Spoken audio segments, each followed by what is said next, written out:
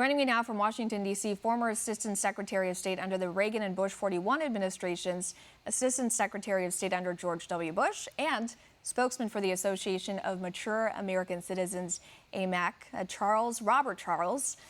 Robert, before we talk about how lawmakers are addressing this issue, I want to get your take. Where do you stand on this? Should police go entirely? Do you think that there's some type of room for reform that's needed? Well, I think at a time of very high emotion in the country, you often get extreme statements on both sides. And I think a departure from common sense is something we should be careful not to indulge.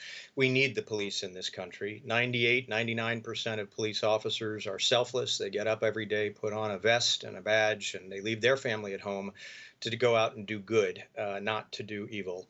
Indeed, to put themselves between forces of evil and us. And so I think a couple things about this package. First, you need to understand that most of what's in this package, and I spent 5 years running a portion of the Oversight Committee, in fact, oversight of the Justice Department on the Hill.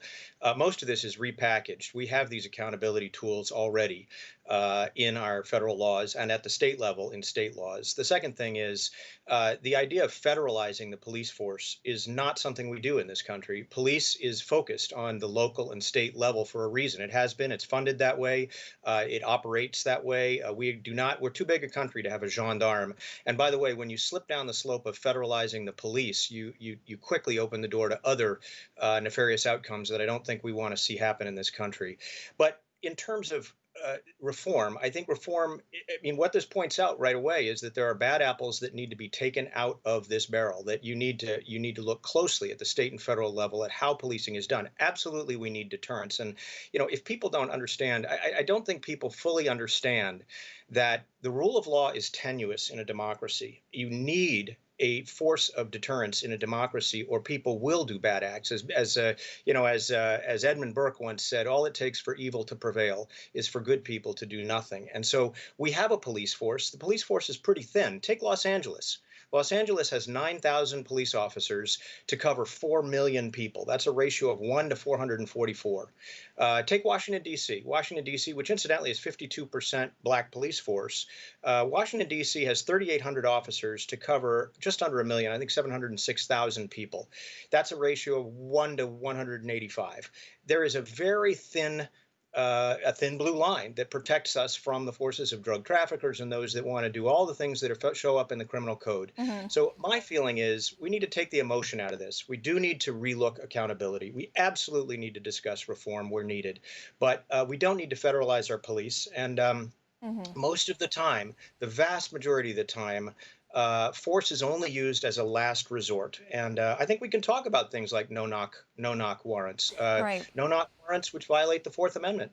Well, you brought me to my next point. So Democrats appear to be leading this charge for major reform, but it looks like they're taking very specific instances of police brutality, like you mentioned, trying to formulate a one-size-fits-all approach. Do you think that would actually do the opposite effect of what they're trying to accomplish with that? Yeah, I think one size fits all, we know, doesn't work in policing. A rural neighborhood that has a sheriff, a rural village that has a sheriff is very different from New York City that has a police force of, I think, 38,000. So, to govern 8 million. So I think what we need is, number one, we need good training. Number two, we need an open discussion, an unemotional, as much as possible, discussion about what works and what doesn't work and where we have gone wrong, if we have, in particular parts of the country and in particular police forces. Number three, I think we need to realize that we're very fortunate in this country because rule of law is kept by and large, police officers of great good conscience. And, I will tell you that another data point that people don't realize is in one recent year, there were about 62 million contacts between the police and average citizens.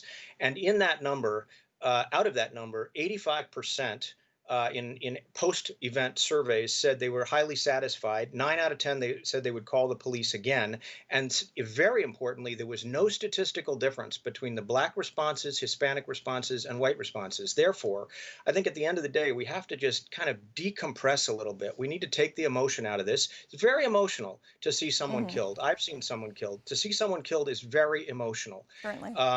It makes your heart hurt, okay? So That we need to accept. And then we need to think rationally about what the policy answers are that make us better, not try to divide again on ourselves. Want to see more videos like this?